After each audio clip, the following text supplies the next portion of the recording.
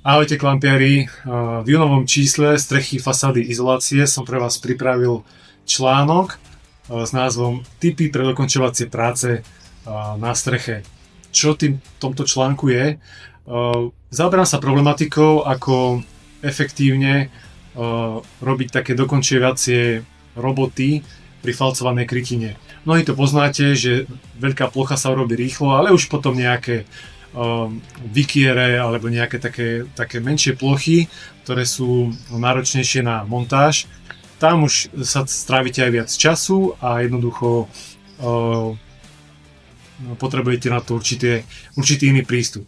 Čiže jedným zariadením, ktorý vám ako v tomto porovnaní dávam na výber, je Journal s prestavbou, s takou mobilnou prestavou, vďaka ktorej to viete ľahko transportovať príklad do výťahu alebo do podkrovia stavby.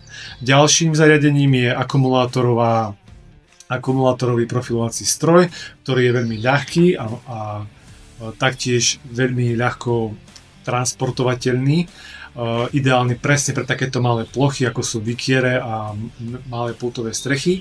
No a poslednou možnosťou je vlastne Falzbender, ktorý je to set tých rolovacích ohýbačiek, kde viete vyrobiť veľký a malý falc.